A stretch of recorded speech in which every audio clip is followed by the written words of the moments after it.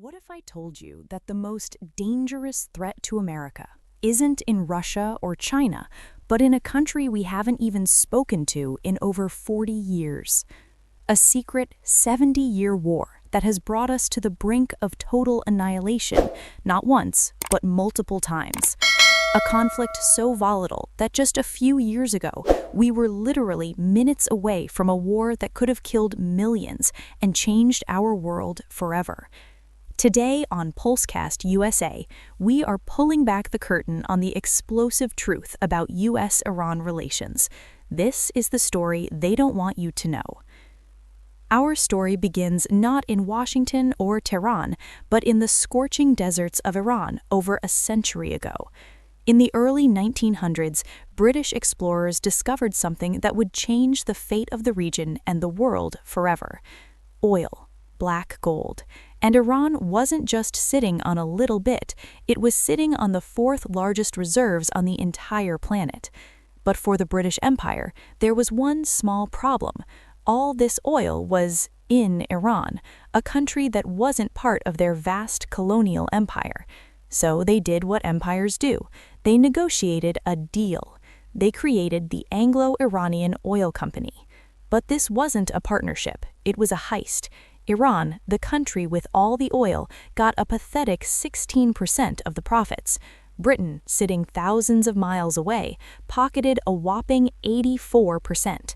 By World War II, this company was the single largest company in the entire British Empire, and the resentment inside Iran was boiling over.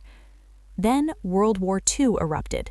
Nazi Germany invaded the Soviet Union, creating the largest front line in human history.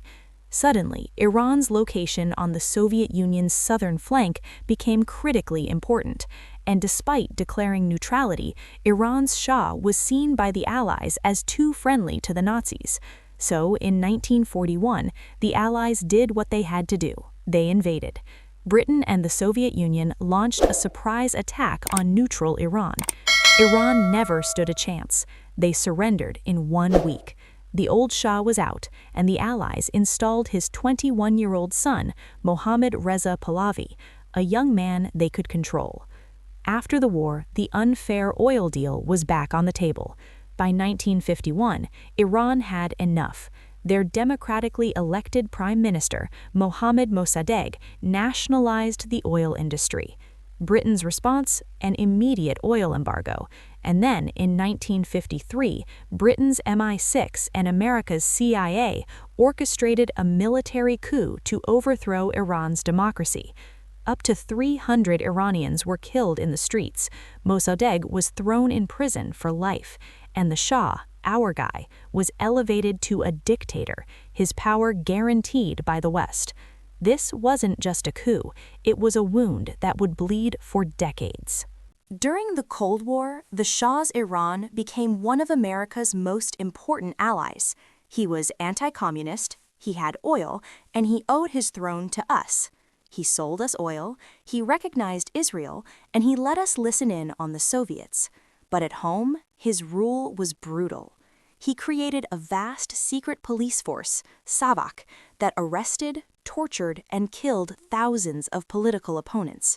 He pushed westernization, secularism, and women's rights, all while alienating his own people, the leftists, the working class, and the powerful conservative Muslim clergy. By the late 1970s, the pressure cooker was about to explode. In 1978, a movie theater fire killed over 400 people. The Shah blamed insurgents. The people blamed his secret police. The next month, his army opened fire on thousands of protesters in Tehran. Hundreds were killed. That was it. Over 5 million Iranians took to the streets. The Shah's army collapsed, and in January 1979, he fled the country, never to return.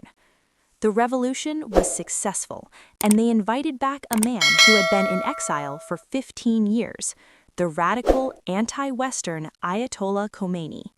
The Islamic Republic of Iran was born, and overnight, America's greatest Middle Eastern ally became our greatest enemy. Then came the spark that lit the inferno. The United States allowed the Shah to come to America for cancer treatment. Iran was enraged. They demanded we extradite him to stand trial for his crimes. We refused. Paranoia was rampant. They remembered 1953.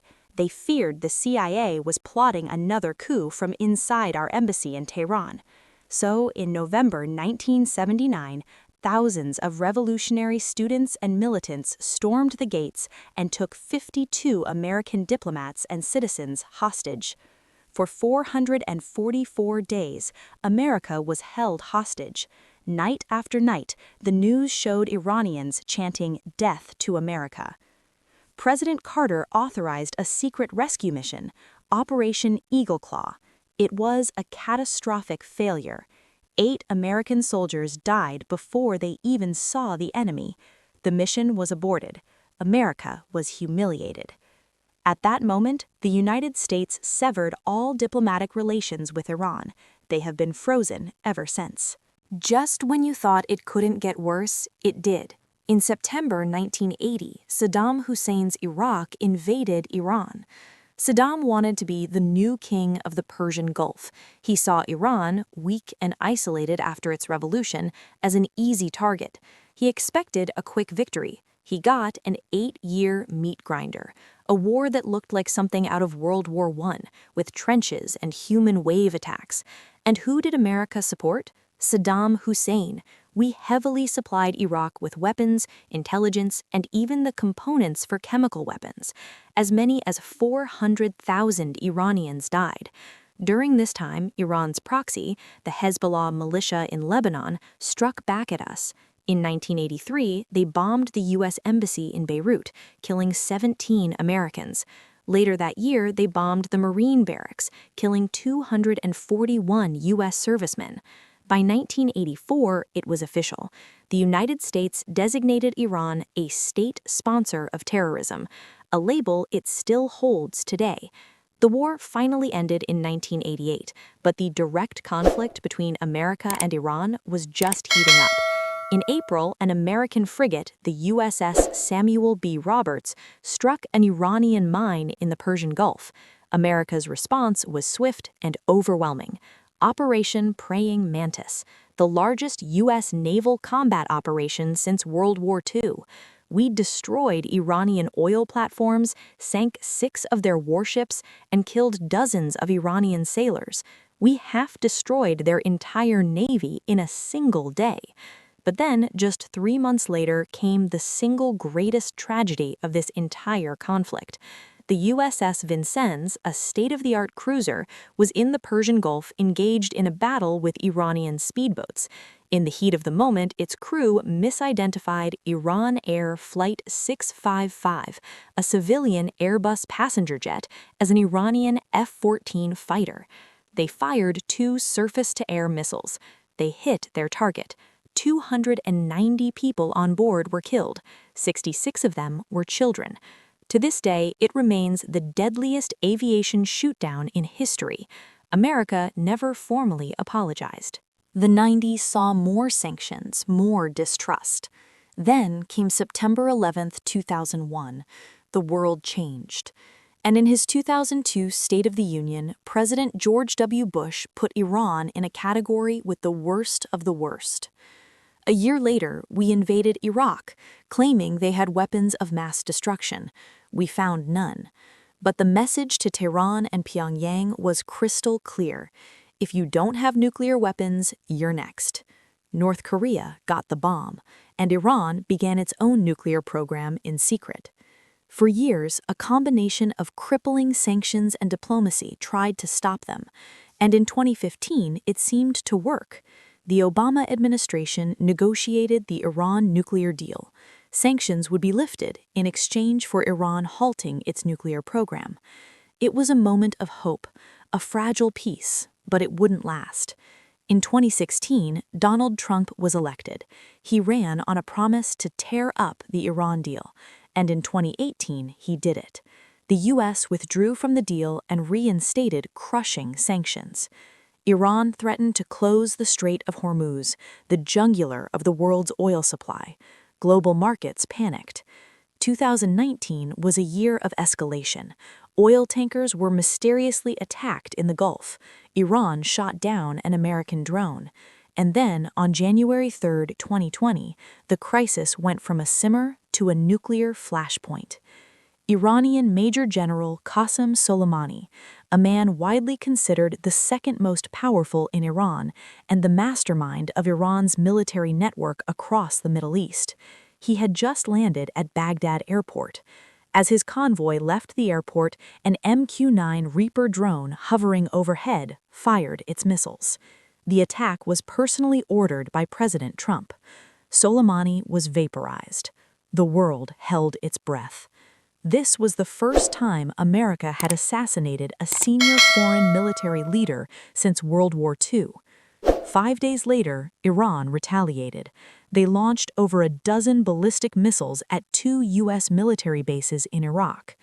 This was it. This was the moment, the closest we have ever come to a full-scale war with Iran. Miraculously, Iran had seemingly timed the attack to avoid casualties, giving both sides a way to back down. No Americans were killed. But the tragedy wasn't over. In the panic, Iran's anti-aircraft systems shot down Ukraine International Airlines Flight 752, killing all 176 people on board. We had dodged the bullet. This time. The story of America and Iran is a 70-year cycle of betrayal, paranoia, and violence. A secret war fought in the shadows, but with the potential to burn the entire world down. And the scariest part? The story isn't over. The same hatreds, the same strategic interests, the same fears, they are all still there. So I have to ask you, can America and Iran ever find peace? Or is the next disastrous chapter just around the corner? Let us know in the comments below. I'm Alina. Thanks for watching. Don't forget to like and subscribe. We need to stay vigilant.